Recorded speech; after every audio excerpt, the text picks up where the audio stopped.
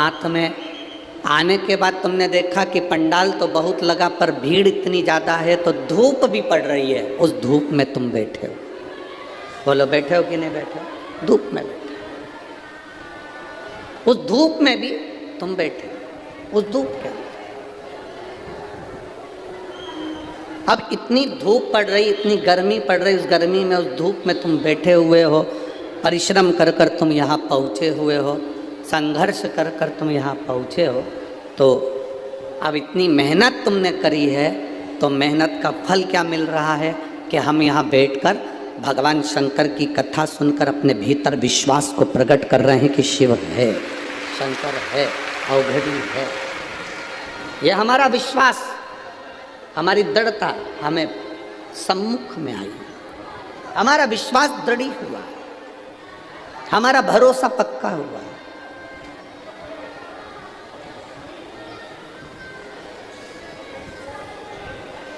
इसीलिए शिव तत्व कहता है अंत समय। जिसको आता है बोले, सब बोले अंत समय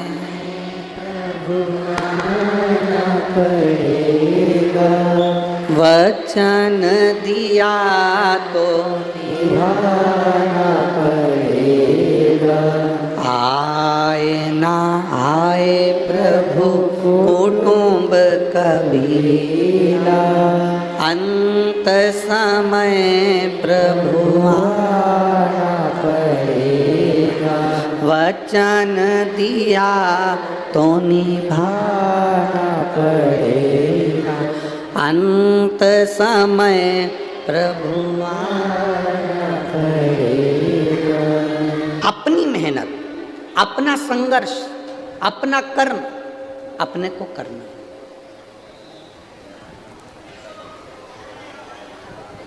अपनी मेहनत अपन नहीं करेंगे, अपना संघर्ष अपन नहीं करेंगे, अपना कर्म अपन नहीं करेंगे, और अपन सोचें कि मैं बैठा हुआ हूँ, मैं कुछ नहीं करूँगा, मैंने एक लोटा जल चढ़ा दिया है तो सब बाबा करेगा। तो मेहनत आपको करना, कर्म आपको करना। बाबा को जो जल चढ़ाया है वो जल तुम्हारे कब काम आएगा? जब तुम टूट रहे होगे, तुम भीतर से हार चुके होगे। भीतर से जब तुम हार गए, टूट गए। एक पत्र लिखा किसी बहन ने,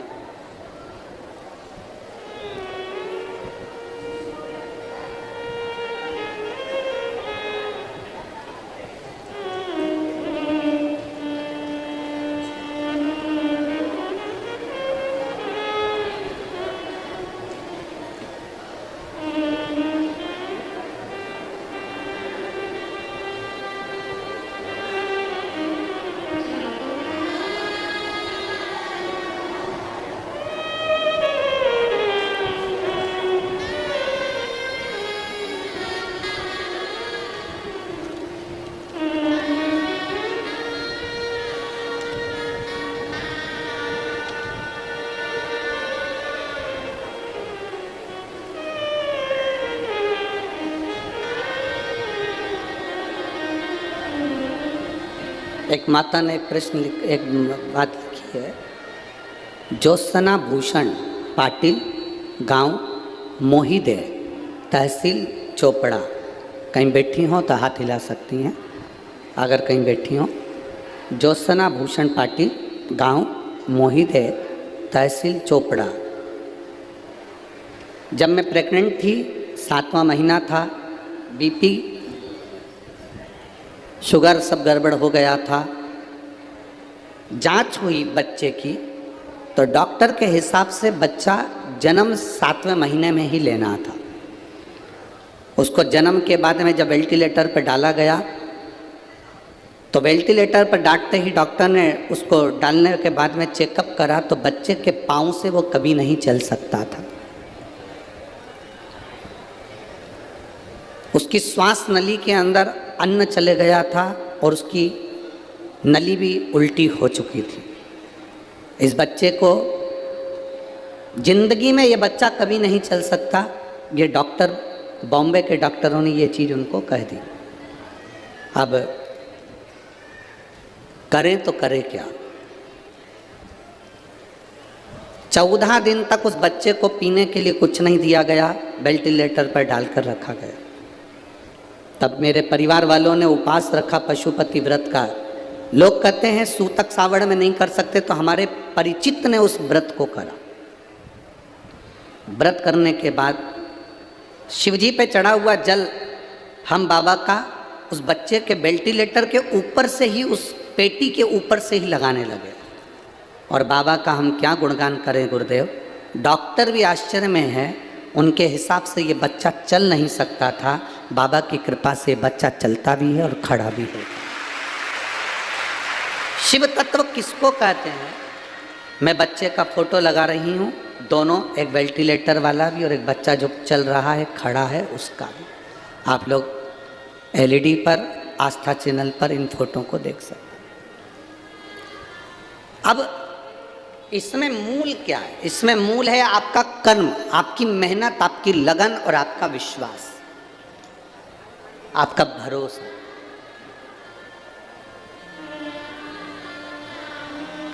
हमने पहले भी अपनी कथाओं में कहा है कि डॉक्टर कौन है? शंकर भगवान का एक रूप।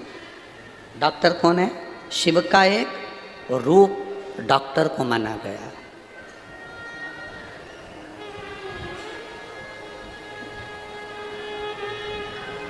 जो टीचर आपको पढ़ाते हैं, विद्या अध्ययन कराते हैं, उसको ब्रह्मा का एक स्वरूप माना गया, उसको एक ब्रह्मा का स्वरूप कहा गया।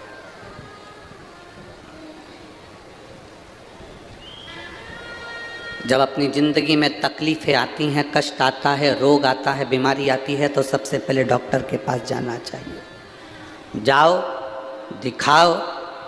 जब वो कहे कि अब हमारे हाथ में नहीं है, तब फिर देवाधिदेव महादेव का स्मरण करना प्रारंभ कर दो कि अब उसके हाथ में है, अब वो संभाल।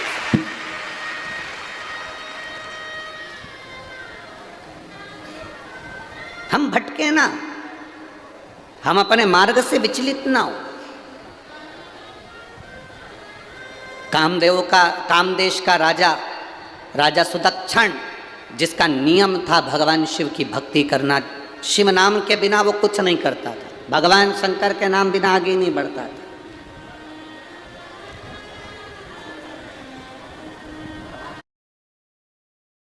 नंदीश्वर शिव महापुराण से एक बात सीख कर जाइएगा।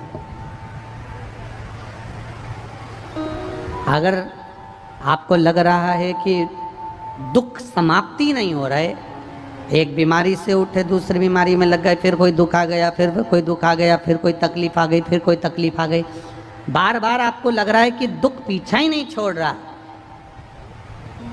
तो नंदीश्वर शिव महापुराण की कथा आपको कह रही है, प्रदोष के दिन, प्रदोष काल में 2 जगह दिए लगाना प्रारंभ कर दो। पहला, बेलपत्री के वृक्ष के नीचे,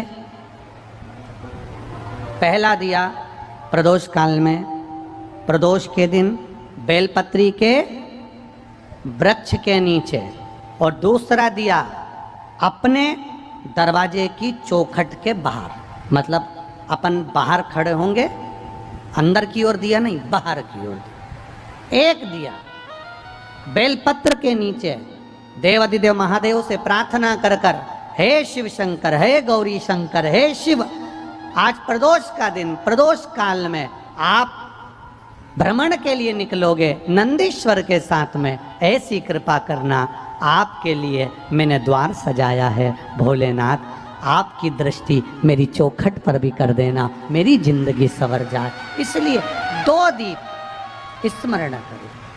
हाँ, अच्छा इशारा करा है, उसे समझ गए हो। जिस दिए को आप लगाओगे प्रदोष के दिन, प्रदोष काल में, एक दिया बेलपत्री के वृक्ष के नीचे लगाया है, और दूसरा दिया जब आप घर में प्रवेश करोगे तो राइट हैंड पर ही लगाएं। कौन से हैंड पर लगाएं? राइट हैंड पर। बहुत बहुत साधुवाद आपको दीदी, धन्यवाद, धन्यवाद दो, उन्होंने इशारा करके बताया कि दिया किस ओर लगाएं। की कथा आपको सुनने को मिल रही, वो भी अधिक मास में, पुरुषोत्तम मास, पुरुषोत्तम मास में मिल रही है। और वो भी अश्विन का पुरुषोत्तम 19 वर्ष के गैप में आता है, और इसके बाद जब आएगा अब 183 वर्ष के बाद आएगा। और 183 वर्ष किसने देखा दादा? हमने तो नहीं देखा, जिसने देखा उसे सोचिए कौन देखा।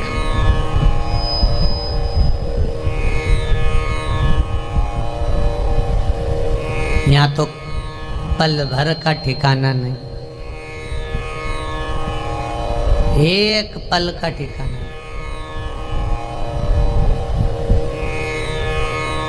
बस अपनी डोर भोलेनाथ जी के हाथ में है, तो पतंग उड़ा रहे हैं। कब यमराज की पतंग उधर से आ गई और अगर काट के चली गई, वो तो डोर अगर मजबूत है तो फिर भी पेंच लड़ा सकते हो, पर अगर डोर ही कमजोर हुई तो दादा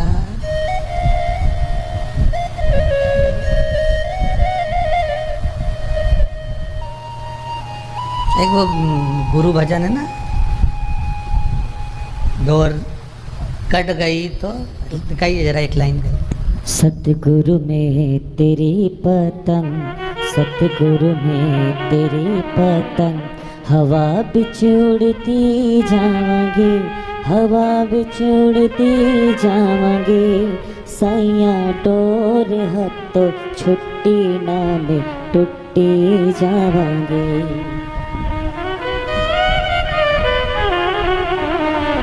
भगवान से कहते थे ना, छोड़ना नहीं।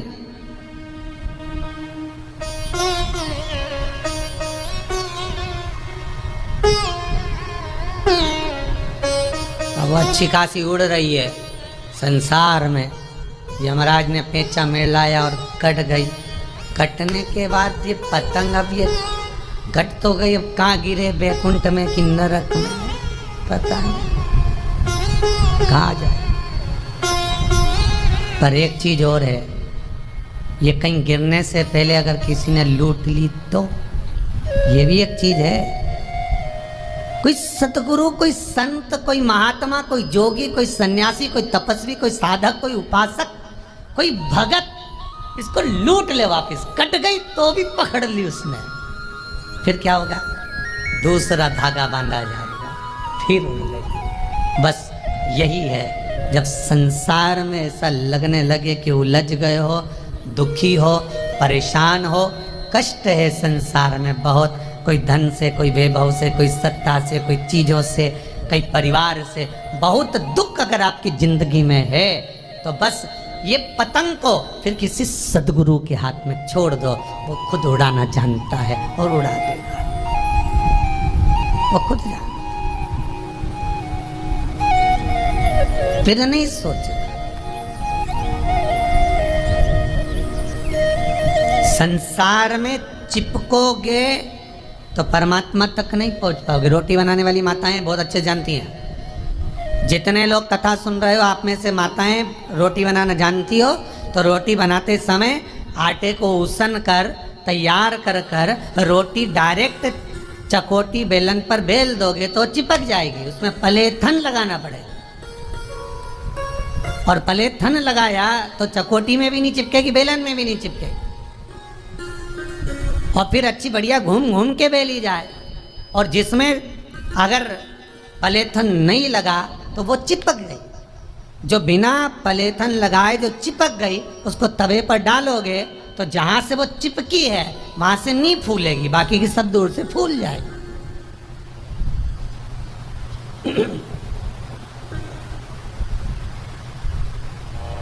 पलेथन लगाया लोई में तो चिपकी नहीं है। चकोटी मतलब ये संसार, बेलन मतलब परिवार। जब परिवार रूपी बेलन से बेले जाओगे, अगर भगवान की कथा का, शिव महापुराण का पलेथन लगा हुआ है तो फिर संसार में चिपक नहीं पाओगे, ये पक्का है, चिपकोगे नहीं।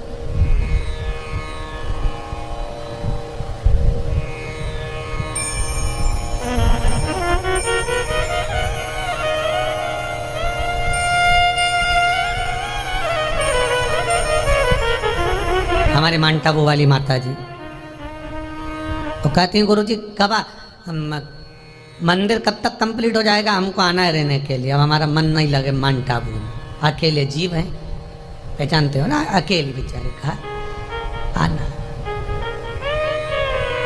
अब सब छोड़ दूं, बस सत्संग में मन लगाना है, जितनी उम्र बची है वो शंकर को देना है, वहीं की वहीं शंकर को एक लोटा पानी चढ़ाएंगे, बेलपत्र चढ़ाएंगे, समी पत्र चढ़ाएंगे, खूब आराम से अपनी जिंदगी भगवत भजन कर कर निकालेंगे। क्या करना है, हो गया जी। आज इंदौर से भी एक माता जी आई है, कहाँ गई बेटी, कहीं क्या आई है, वो भी कह रहे थे गुरुजी हम 5 महीने हम भी सत्संग में रमना चाहते हैं, हमें बस सब परिवार सब कुछ है, सब है, पर बस छोड़ते हुए भगवत भजन की ओर रमना, यही स्नेह है भगवान का। एक ये बैठे नागौरी जी, ग्वालियर में खूब कामकाज है जोरदार, खूब दुकान धंधा पानी बेहतरीन चकाचक, खूब एसी के रूम ने डल्लब के गद्दे ने ढेर पकवान सब है ग्वालियर में, पर फिर भी बस अब रहना है भगवत भजन, क्या करना है।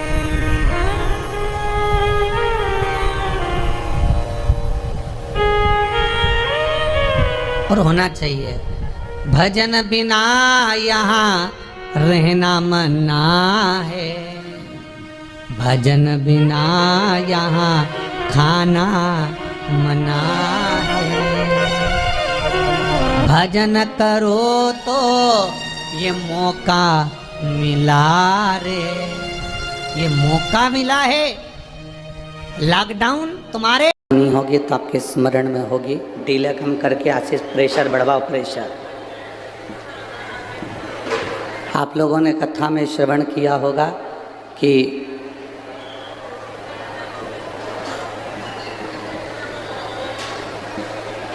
अपनी जिंदगी में फायदे के लोग कम ढूंढना, ददरुआ धाम में जो कथा चल रही थी भिंड में, उसमें कहा था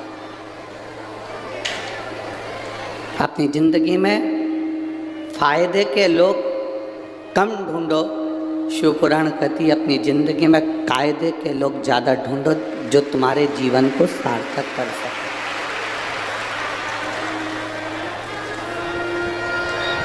जो तुम्हारे जीवन में कुछ अच्छा कर सके, तुम्हारे जीवन को कुछ अच्छा दे सके, तुम्हारे जीवन को कुछ अच्छे लक्ष्य तक पहुंचा सके।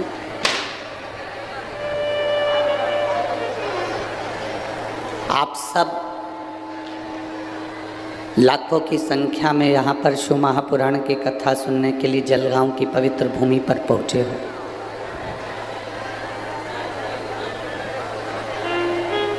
और जलगांव की इस पवित्र भूमि पर यदि आप कथा श्रवण करने के लिए पहुँचे हो, कथा सुनने के लिए पहुँचे हो,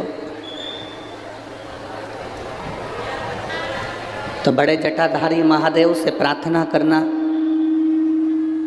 भगवान शिव से विनती करना, भगवान शंकर से प्रार्थना करना कि जिस कथा को आप श्रवण करने के लिए पहुँचे हो, देवाधिदेव महादेव आपकी झोली खुशियों से भरकर यहाँ से भेजे और आप भगवान की भक्ति पाकर जाएं।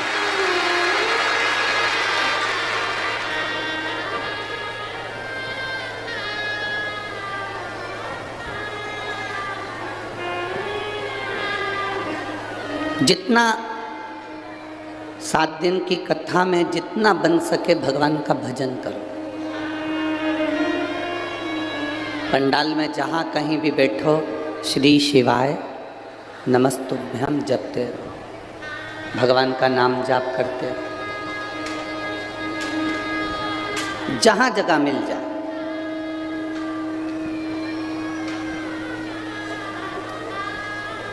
हम जानते हैं धूप भी लग रही होगी बाहर पंडाल में बैठने की, तो कोई जगह यहाँ पूरे ग्राउंड में दिख नहीं रही है, पर आप लोग जहाँ बैठे हो वहाँ बैठकर भगवान की कथा को सुन रहे हो। भगवान की कथा को सुनकर उसको अपने दिल में उतारने का प्रयास करना, भगवान की विरल भक्ति को अपने हृदय में उतारने का प्रयास करना। जहाँ बैठो वहाँ बैठकर। अब कई लोग कहते हैं गुरुजी हमें आगे बैठने की जगह नहीं मिलती, कोई कहता है हमें वहाँ बैठने की जगह नहीं मिलती। हम एक बात आप लोगों से कहना चाहते हैं,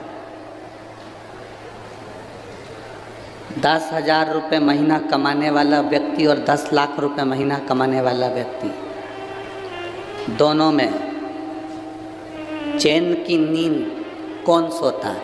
आप बताओ जरा।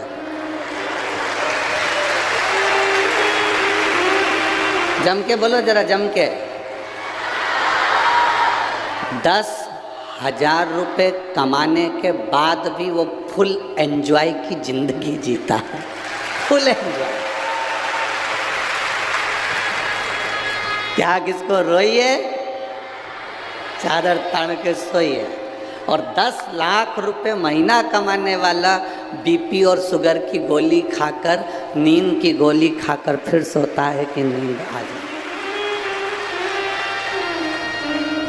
तो तुम इस अंदाजे में मत रहना कि अपन आगे बैठेंगे तो ज़्यादा सुख मिलेगा। हो ये अंदाजा छोड़ दो। तुम जहाँ बैठे हो ना उसके बराबर कहीं सुख नहीं है। जहाँ बैठे हो कम से कम इतनी जगह तो तुम्हारे पास में होगी कि तुम पाँव लंबा कर लो 2-4 बार, कमर वमर सीधी कर लो, इतना तो तुम्हारे पास में होगा।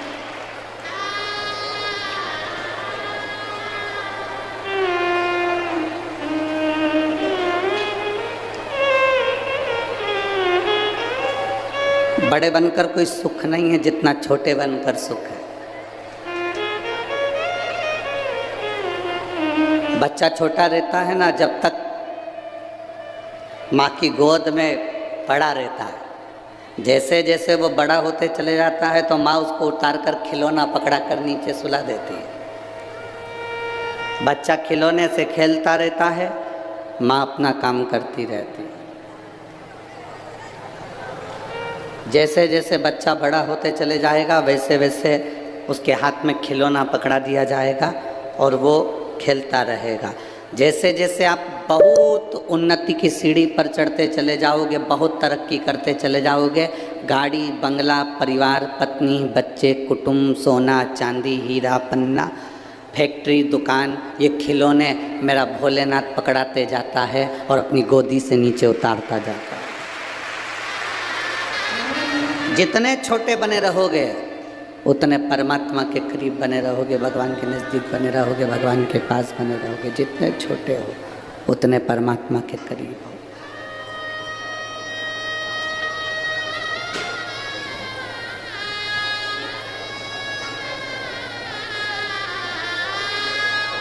जितने छोटे। आज कोई बता रहा था गुरुजी पंडाल में कथा सुनने के लिए बाहर के लोग कम आए हैं, जलगांव के लोग ज़्यादा हैं। तो हमने कहा जलगांव वाले तो रोज़ अपने घर चले जाएंगे। नहीं गुरुजी, वो तो बोरिया बिस्तर लेकर आए। हमने कई लोगों से पूछा कि तुम तो जलगांव में रहते हो, रेलवे स्टेशन के पास रहते हो,